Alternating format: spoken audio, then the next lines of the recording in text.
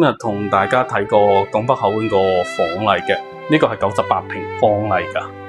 咁入嚟睇下佢整個戶型啊，入門嗰個位置呢度，呢個位置都係做好咗俾你嘅鞋櫃個位置嚟嘅。咁另外嗰邊就係左手邊嗰度啦，左手邊嗰度你就係廚房嚟啦。廚房三件頭都會交付到俾你嘅，廚房嘅三件頭，嗰啲三件頭。而且廚房最大嘅亮點係點呢？就係嗰啲新拉門，佢可以依家嘅新拉門嚟咁講，你就會相對厚好多嚟啦。咁利用空間都會大好多嘅。咁佢會贈送到個冰箱俾你啊，因為喺嗰邊嘅右邊嗰度啊，嗰度冰箱嘅位置嚟嘅。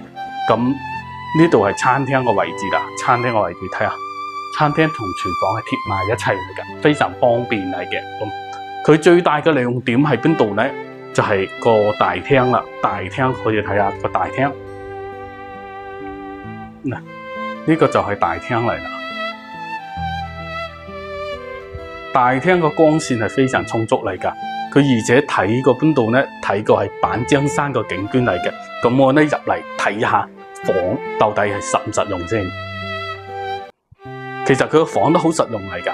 咁喺我身後嗰度你就會係衛生間啦，衛生間都做到捐濕分離個交付標準，基本全部都係非常實用嘅，而且用個材料都係非常 OK 嚟噶。咁呢度走道當中佢都會有交付個標準嚟，佢嗰啲係嘛，做好咗俾你喎，幾實用啊！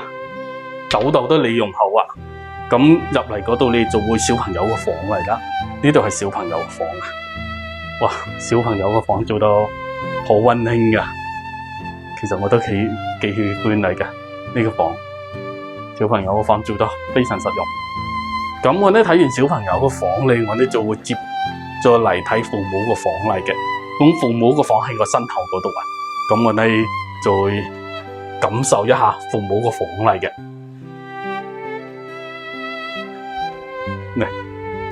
哇，父母個房啲櫃啊，同床嘅位置啊，床呢邊就係睇板張山嚟噶，睇板張山個空間嚟噶，視野非常好，無遮擋啊！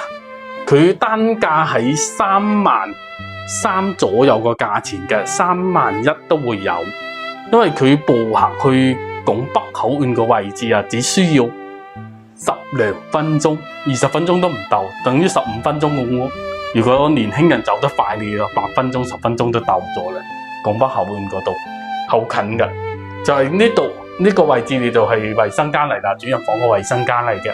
咁交付標準都係 OK 嚟噶，佢啊嗰邊啊。